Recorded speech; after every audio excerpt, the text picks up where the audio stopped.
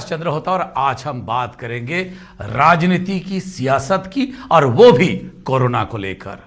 व्यवसायी लगातार ये मांग करते रहे, 4 महीने से लॉकडाउन की स्थिति है, उनकी हालत खराब हो गई है, इसीलिए अनलॉक की प्रक्रिया शुरू कर दी जाए। वही लोग यही बात को लेकर लगातार मांग करते रहे कि कोरोना को लेकर स्वास्थ्य व्यवस्था कैसे बेहतर हो, उसको लेकर सरकार ध्यान दे। इसी बीच में आज ये भी खबर आई, छत्तीसगढ़ के नेता प्रतिपक्ष धर्मलाल कौशिक कोरोना पॉजिटिव हो गए हैं। न्यूज़ 18 की तरफ से जल्दी स्वास्थ्य लाभ का कामना कर रहे हैं। एक बात और भी है, वो अकेले नहीं है, और भी कई बीजेपी के या कांग्रेस के नेता वो भी कोरोना पॉजिटिव हो चुके हैं। स्वास्थ्य मंत्री के बंगले तक कोरोना का जो वायरस है वो पहुंच चुका है, उनके स्टाफ कोरोना पॉजिटिव हो चुके हैं। इसी बीच में अनलॉक की प्रक्रिया जैसे आज शुरू हुई, सियासत भी शुरू हो गई है। बीजेपी आरोप लगा रही है, ना क्वारंटाइन सेंटर सही जगह पे है, सही व्यवस्था में है, ना कोरोना की इलाज सही ढंग से हो रही है।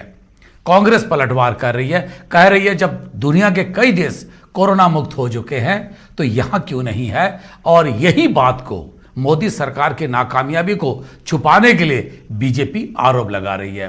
बात, सबसे मुद्दे की बात यही है, क्या इस वक्त राजनीति की, सियासत की समय है या फिर यह समय है कैसे लोगों को ध्यान दिया जाए ताकि लोग बेहतर स्वास्थ्य लाभ कर पाए। इसी विषय पर आज बात करेंगे। हमारे साथ होंगे 3 वरिष्ठ मेहमान। हमारे साथ है घनश्याम राजू तिवारी, कांग्रेस के प्रवक्ता। तिवारी जी, आपका स्वागत है। साथ ही होंगे श्रीचंद सुंदरानी, पूर्व बीजेपी के विधायक हैं रायपुर शहर के, और साथ ही बीजेपी के प्रवक्ता हैं। सुंदरानी जी, आपका भी बहुत बहुत स्वागत है। और सामाजिक कार्यकर्ता उचित शर्मा जी भी हमारे इसी प्रोग्राम में जुड़े हैं। उचित जी, आपका भी बहुत बहुत स्वागत है। चर्चा की शुरुआत करूंगा मैं श्रीचंद सुंदरानी जी से। सुंदरानी जी, आज जिस हिसाब से रमन सिंह, सुनील सोनी, बृजमोहन अग्रवाल, एक साथ कई नेताओं का आरोपों की झड़ी लगी। अनलॉक यानी तालाबंदी था, ताला खुलते ही सियासत शुरू कर दी गई, क्या कहेंगे सुंदरानी जी? देखिए, हम कोरोना पे कोई सियासत नहीं करना चाहते, लेकिन लगातार सरकार की विफलताएं, क्वारंटाइन सेंटर को लेकर हो, प्रवासी मजदूर आए उसको लेकर हो, या एक समय ऐसा था शुरुआत के 3 महीने, हम अगर मार्च 22-23 मार्च के बाद की बात करें, मई तक की बात करें, तो छत्तीसगढ़ पूरी तरह से ऐसा लग रहा था कि कोरोना मुक्त छत्तीसगढ़ कहलाएगा। पूरे देश में छत्तीसगढ़ का स्थिति ऐसा था। लेकिन जिस प्रकार से गलतियों पे गलतियां दोहराई गई, क्वारंटाइन सेंटर बनाए गए गांव में जहां पे कोई व्यवस्थाएं नहीं थी, वहां से या तो सांप के काटने से, सुसाइड करने से, या क्वारंटाइन सेंटर छोड़ के जाने में लोगों का ये रहा, सरकार उनकी व्यवस्था नहीं कर पाई। अगर उसके बाद लॉकडाउन की स्थिति आई, 3 बार लॉकडाउन हुआ, मोदी जी ने 3 बार लॉकडाउन किया। मुख्यमंत्री जी से मोदी जी ने चर्चा की, प्रधानमंत्री जी ने चर्चा की, सारे अधिकार आदरणीय भूपेश बघेल जी ने मांगे, मोदी जी ने पूरे प्रदेशों के मुख्यमंत्री को अधिकार दिए। लेकिन उसके बाद की जो स्थिति थी, 15 दिन लॉकडाउन किया, पूरे व्यापार की स्थिति आप समझ सकते हैं। उसके बाद कल लॉकडाउन खोला गया। तो आप कहना चाहते हैं जितने भी लॉकडाउन हुआ सारा भूपेश बघेल जिम्मेदार? नहीं, मैंने ये नहीं कहा। मोदी जी से अधिकार मांगा, तब तक तो कंट्रोल में थी स्थिति पूरी। जब तक मोदी जी के 3 लॉकडाउन थे, छत्तीसगढ़ भी कंट्रोल में था, निश्चित रूप से था। अधिकार इन्होंने मांगा, इन्होंने जिस प्रकार से लॉकडाउन किया, उसके बाद लॉकडाउन खोला। आज जिस अलग अलग जिले में अलग अलग स्थिति निर्मित हुई, व्यापार की स्थिति कहां आके खड़ी हुई है, अर्थव्यवस्था की स्थिति कहां। तिवारी जी से ले लेता हूं मैं तिवारी जी से। 15 दिन में होता जी, 15 दिन लॉकडाउन हुआ, होना चाहिए था। मैंने भी कहा था कि 2 दिन का लॉकडाउन हर सप्ताह में होना चाहिए, शुक्रवार और शनिवार और इतवार 2 दिन लॉकडाउन होना चाहिए, 7 बजे तक व्यापार होना चाहिए। लेकिन इन्होंने पूरा लॉकडाउन करने के बाद क्या मरीजों की संख्या घटी, लगातार बढ़ते जा रही। साहब, कल का भी आंकड़ा 400 प्लस था, आज भी लगभग आंकड़ा बढ़ते जा रहा है। पूरे आंकड़े रात तक आएंगे। घनश्याम राजू तिवारी, बीजेपी ये कह रही है कि जब तक मोदी जी के हाथ में था तब तक स्थिति कंट्रोल में थी, जब आपके हाथ में आई स्थिति बिगड़ गई है। क्या कहेंगे इसको लेकर? देखिए, होता जी निश्चित ही बहुत ही दुर्भाग्यपूर्ण स्थिति भारतीय जनता पार्टी ने इस कोरोना संक्रमण काल की इस आपात और इस विपरीत परिस्थिति में जिस प्रकार की राजनीति करना चाहती है वो स्पष्ट रूप से दिखाई पड़ रहा है। एक और जब प्रदेश में पिछले दिनों संक्रमण की संख्या लगातार बढ़ रही थी तो यही भारतीय जनता पार्टी कहती थी कि प्रदेश में लॉकडाउन होना चाहिए। आज 15 दिनों, एक सप्ताह का लॉकडाउन हुआ, एक सप्ताह से फिर सप्ताह भर के लॉकडाउन बढ़े। आज लगभग 14-15 दिनों के बाद लॉकडाउन खुला, अनलॉक की स्थिति आई, उस पर भी भारतीय जनता पार्टी राजनीति करना चाहती है। बड़ा दुर्भाग्य है कि इस देश संक्रमण के दौर से गुजर रहा है, संकट की स्थिति है, आर्थिक संकट की स्थितियां पूरे देश में व्याप्त है, चाहे वो राज्य भी उससे अछूता नहीं है। लेकिन बावजूद इसके देश की सत्ताधारी दल भारतीय जनता पार्टी के लोग इस संक्रमण काल में भी राजनीति करने से बाज नहीं आ रहे। संवेदनशील छत्तीसगढ़ की सरकार ने तो 19 मार्च को ही इस प्रदेश में लॉकडाउन किया था। सुंदरानी जी इसको शायद जानते होंगे। जब देश भर में 22 मार्च को लॉकडाउन हुआ, हमने 3 दिन पहले इस प्रदेश में लॉकडाउन किया। और आज जो स्थिति निर्मित है इन लगभग 4-5 महीनों के बाद, तो मैं तो पूछना चाहता हूं कि आप हम पर सवाल तो उठा रहे हैं, बहुत अच्छी बात है, एक विपक्ष के होने के नाते आप सवाल करें, आपका सम्मान है। परंतु मैं यह भी पूछना चाहता हूं, जब 9 जनवरी को देश में पहला संक्रमित मरीज पाया गया, फिर ऐसी क्या स्थिति थी कि 2 महीने बाद भी 22 मार्च को इस देश में लॉकडाउन किया गया? क्या आप ट्रंप को नमस्ते और प्रणाम करने के लिए देश को संक्रमित करने के लिए छोड़ रखे थे? और ताली और थाली बजाकर जिस प्रकार की स्थितियां देश में निर्मित हो गई, आज 20 लाख से ऊपर संक्रमण के लोग इस देश में अपने आप से जूझ रहे हैं, बीमारी से जूझ रहे हैं, इसके लिए जिम्मेदार कौन? आप राज्यों पर आरोप लगाकर अपनी जिम्मेदारियों से भाग नहीं सकते। 20 लाख की संख्या कम नहीं होती साहब। केंद्र को पूरी जिम्मेदारी अपने हाथ में होती है कि इस प्रकार की महामारी को रोका जाए, लेकिन आप उससे बचने के लिए राज्य सरकार के ऊपर ठीकरा फोड़ रहे हैं। संवेदनशील सरकार लगा आ रहा हूं आपके पास, घनश्याम राजू तिवारी जी, आपके पास आ रहा हूं, आई होगी। उचित शर्मा जी, मेरा एक सीधा सवाल है, ये बड़ा ठीक है तिवारी जी, ठीक है, हो गया, आपकी बात आ गई, आपकी बात आ गई सर। उचित जी, मेरा सीधा सवाल है, एक तरफ व्यवसायी यही मांग करते रहे 4 महीनों से लॉकडाउन की स्थिति है, यह निश्चित रूप से सत्य है कि गरीब लोग और गरीब हो गए इसी बीच में, क्योंकि जो आमदनी का स्रोत था वो खत्म हो गया 4 महीने में। सरकार जरूर चावल देती रही, दाल देती रही, पर एक फिक्स सोर्स ऑफ इनकम जिसको कहा जाता है, निश्चित आय जो का जरिया होता है, वो खत्म हो गया। बहुत दिक्कत में रहे लोग, वही मांग करती रही कि दुकान खुलती जाए, सब कुछ हो। और दूसरी तरफ पे अगर हम बात करें उचित जी, लोग यही मांग करते रहे, लोग अभी भी डरे हैं कि जिस हिसाब से कोरोना संक्रमण की संख्या बढ़ती जा रही है, प्रदेश में हो या देश में, इसको लेकर तो क्या इसके क्या कहेंगे? और इसी बीच में जिस तरह से अभी सियासत शुरू हुई है, इसको लेके क्या कहेंगे उचित जी? देखिए, सियासत होना तो लाजमी है, और मरीज जिस तरीके से बढ़ रहे हैं, जो अगर हम एम्स के डायरेक्टर की बात माने तो एम्स के डायरेक्टर ने कहा है कि 15 अगस्त से लेके 15 सितंबर तक हम पीक पे रहेंगे।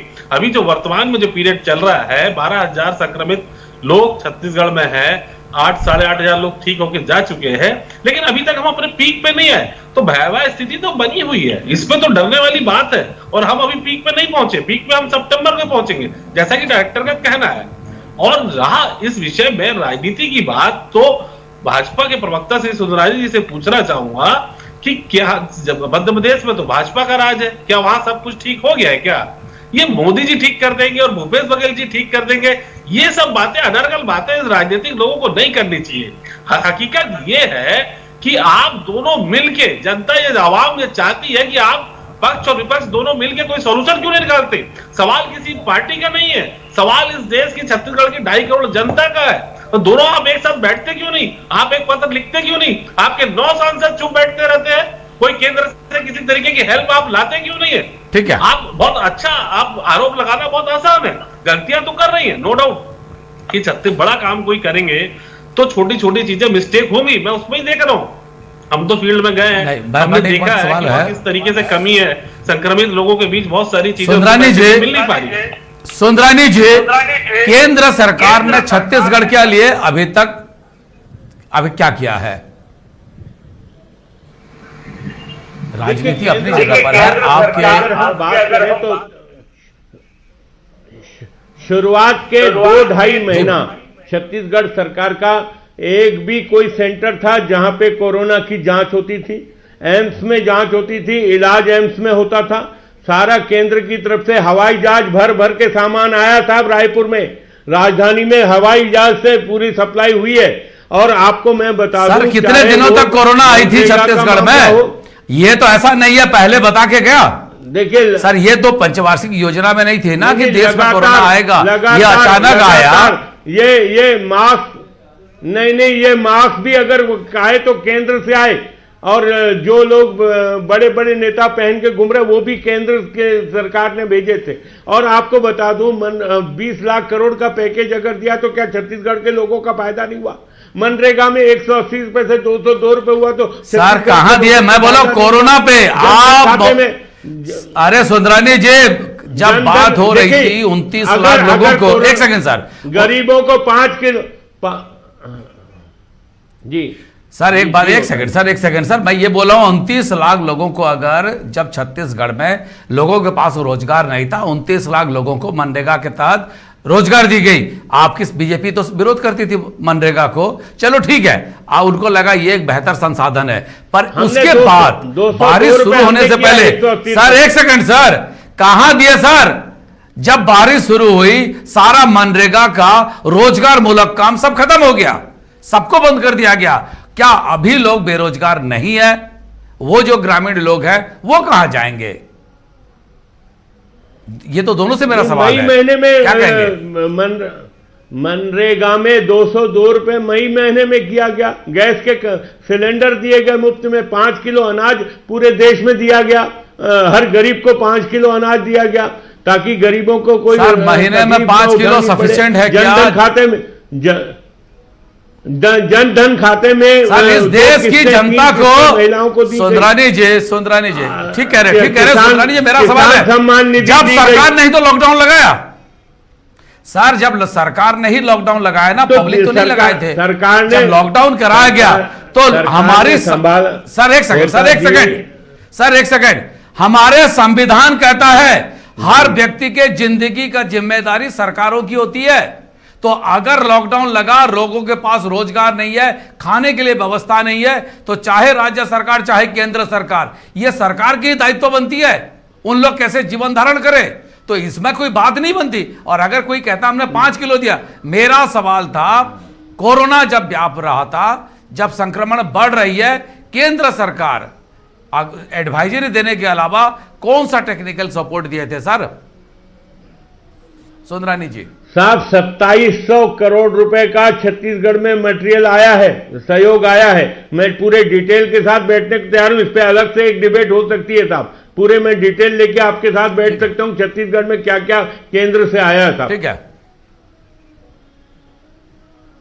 ठीक है घनश्याम राजू तिवारी जी, जब अगर इतनी बातें हो रही है, इतनी सारे सहायता केंद्र सरकार दे रही है, तो फिर यहां संक्रमण क्यों बढ़ रहा है? जैसे सुंदरानी जी कह रहे हैं कि केंद्र सारा मदद कर रही है, क्या कहेंगे? प्रवासी मजदूरों के मामलों में आरोप लगाया, 85% रेलवे का भाड़ा सब्सिडी के रूप में केंद्र सरकार ने दिया। जी पूर्व विधायक रह चुके हैं भारत जी। सुंदरानी जी सुन लीजिए, शायद मुझे कहा गया होता जी ने, सबसे बड़ी बात यह होता जी, सुंदरानी जी एक जनप्रतिनिधि रहे हैं, उन्हें यह पता होना चाहिए क्षेत्र की जनता पर आई हुई समस्या का निराकरण के लिए उन्हें किस प्रकार का निर्णय लेना होता है। लेकिन जो परिस्थितियां आज निर्मित है, हम राज्य की बात कर लें, राज्य के साथ लगातार केंद्र की सरकार पक्षपात कर रही है। आपातकाल की राशि में इन्होंने पक्षपात किया।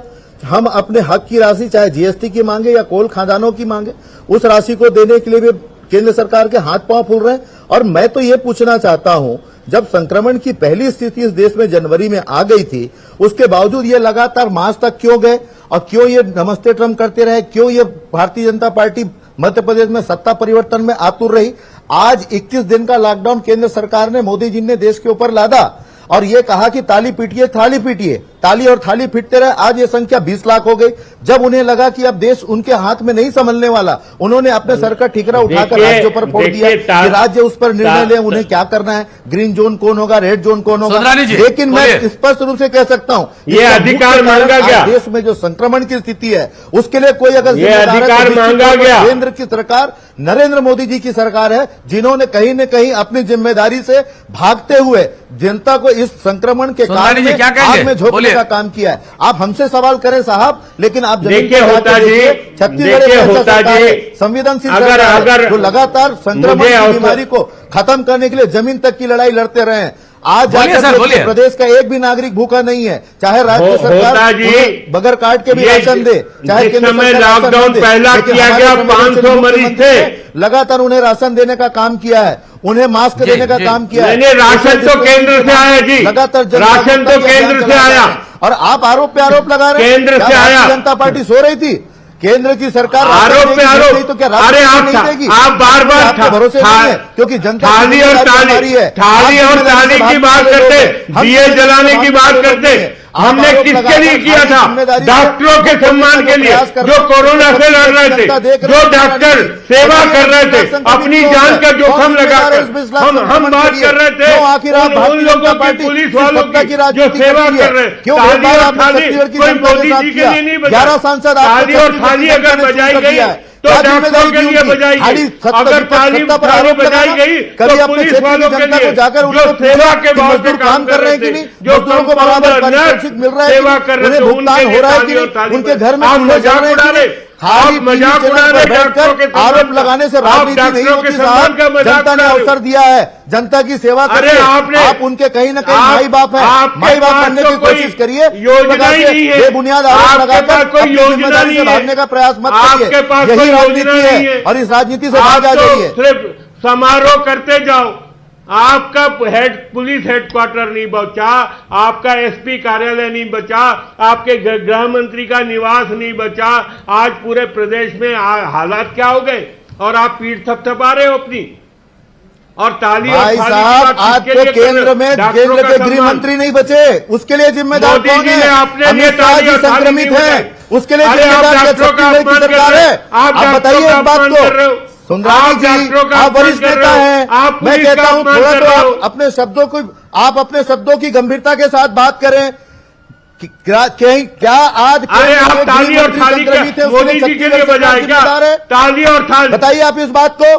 नहीं ताली और थाली बजाकर सिर्फ जनता को बेवकूफ बनाने का काम किया आपने। छत्तीसगढ़ के साथ पक्षपात किया आपने, आप हमारी राशियों को रोकने का काम ताली और थाली जनता के साथ, जनता के साथ मेरा जवाब दीजिए, ताली और थाली किसके लिए बची? ऊपर आरोप लगाने के लिए जवाब दीजिए, क्या उनकी कोई जिम्मेदारी नहीं है? जवाब दीजिए, आप मुझे जवाब दीजिए, ताली और थाली ताली और थाली बजाने से समस्या का निराकरण नहीं हो सकता। सुंदरानी जी किसके लिए 20 लाख संक्रमित डॉक्टरों के सम्मान के लिए, आप ताली थाली बजा के जिम्मेदारी से मुक्त नहीं हो सकते। कोरोना लड़ाई 20 लाख संक्रमित किसकी जिम्मेदारी है? 20 लाख देश में जो कोरोना से संक्रमित लोग हैं, जी मेरा एक सवाल है इस पे, बताइए आप। रानी जी, राजू तिवारी जी, एक सेकंड रोकूंगा। नहीं ठीक है, एक सेकंड। उचित जी, संविधान कहता है लोगों की रखवाली करने की जिम्मेदारी सरकारों की होती है, फिर एक दूसरे पर यह आरोप और प्रत्यारोप क्यों हो रहा है? कोई जिम्मेदारी लेने के लिए तैयार क्यों नहीं है? जिस तरह से आज डॉक्टर रमन सिंह ने आरोप लगाए और पलटवार करते हुए कांग्रेस ने भी उन पर आरोप लगाया कि अपनी नाकामी छुपाने के लिए इस तरह की बयानबाजी हो रही है। आखिर ये बात को लेकर चर्चा क्यों नहीं होती है? एक साथ क्यों नहीं बैठते? इस बात को लेकर क्यों योजनाएं नहीं बनती? जो लोग गांव में बैठे हैं, जो लोग घरों में बैठे हैं पिछले 4 महीनों से, उनको रोजगार कैसे दी जाए, आगे उनकी जिंदगी कैसे गढ़े? बच्चे जिनका एग्जाम नहीं हो पाया, जिनका एडमिशन नहीं हो पा रहा है, बच्चे जिनकी पढ़ाई नहीं हो पा रही है, ऐसे कई दिक्कतें हैं जो समाज इस वक्त सामना कर रही है, उसको लेकर हमारी चर्चा क्यों नहीं होती? उचित जी, करोड़ का व्यवसाय जो आज के पेपर में है, 20,000 करोड़ का व्यवसाय प्रभावित हुआ है, लोग बेरोजगार हुए हैं। इस पे एक सार्थक चर्चा होनी चाहिए, पक्ष और विपक्ष में दोनों को कह रहा हूं। सुंदरानी जी, आप अपने नेता को कहिए कि बैठे तो भूपेश जी को चिट्ठी तो लिखे, उनसे बात तो करें। और घनश्याम तिवारी जी को मैं कहना चाहूंगा कि आप उस प्रदेश के सीएम के साथ अगर संदेश पहुंचाना चाहते हैं तो पहुंचाइए ना, विपक्ष को भी बुलाइए, विपक्ष को इन्विटेशन तो दीजिए, वो आए ना आए। बहुत अच्छी बात, लेकिन बहुत अच्छी बात की उचित जी, मैं सम्मान करूंगा राजनीति मत कीजिए, राजनीति देखिए तिवारी जी नेता मंत्री हमारे आदर्श होते हैं, आवाम के आदर्श होते हैं। आपके गृह मंत्री जी जब जन्मदिन मनाएंगे, आप बर्थडे मनाएंगे, तो आवाम क्या सोचेगी कि भाई हम क्यों नहीं कर सकते? आप आदर्श प्रस्तुत कर कहां रहे हैं? कांग्रेस सरकार में आदर्श प्रस्तुत हो कहां रहे हैं? ये सुंदरानी जी भी कह रहा सही है कि सरकार की जिम्मेदारी एक मिनट ठीक है, आखिरी पड़ाव पे 10 सेकंड घनश्याम राजू तिवारी जी, 10 सेकंड, हम प्रोग्राम को क्लोज करेंगे। 1 मिनट, ठीक है, देखिए हाँ बोलिए ना सर। उचित शर्मा जी, आपसे करबद्ध निवेदन है।